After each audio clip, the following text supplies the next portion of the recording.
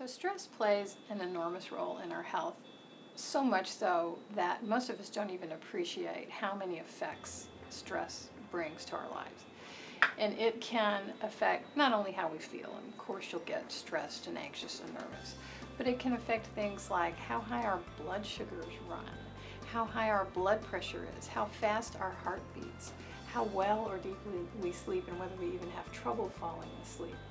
It goes on and on. So there are two kinds of stress. Of course, there's good stress, which is often the stress of starting a new job that you were really happy to get. And then there's bad stress, which is stress that doesn't go away. And that's what really gets us in our lives today, because we live in a completely stressed out environment.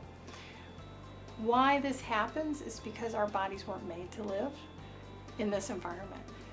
We have a stress response, which people often call the fight or flight response, because when we were living in the open in the paleo days and a tiger would come along looking for lunch, we had better be ready to stop whatever we were doing and run and get away from that lion. Well, what's happening now is that all we have is this fight or flight response.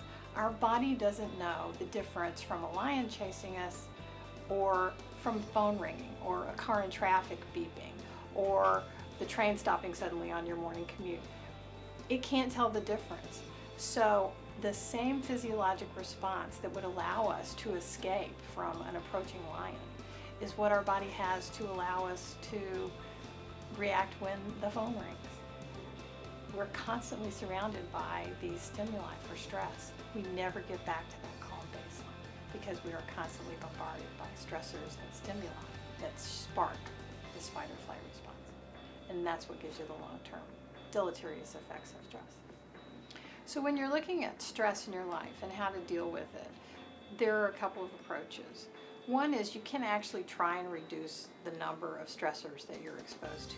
This is pretty hard because, again, a lot of them are external and a lot of them we don't have any control over. But there are some that we can control. But at some point there are some kind of stressors that you just can't avoid. And then the real solution, the real response is to change how you respond to the stress.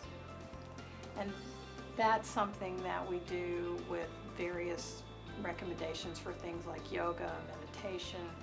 There's a technique called heart math that a person can learn in order to change their response to stress. And they can use it multiple ways. Some of the techniques they can use in the moment, they catch themselves feeling stressed, and within 2 minutes they can actually change their physiologic state and get into an unstressed state so that then they can respond to whatever's going on. You can also use heart math for long-term benefit, not just in the moment, with other techniques that will over time reset the baseline level of stress that we're living under. Heart math teaches you how to control your heart rate variability, and that's the root of the science behind heart math. There are other things that we recommend for stress, and one of the most beneficial and surprising is deep breathing. It's amazing how beneficial it can be. There are simple breathing exercises we can describe for you in a sentence. And if you will do these for 5 minutes, twice a day, 4 times a day, it's amazing the effect that they can have. And I like to tell people, you know what? You can do this and you don't need a yoga mat and you don't need to change clothes and you don't need a gym membership. And it will help with your stress.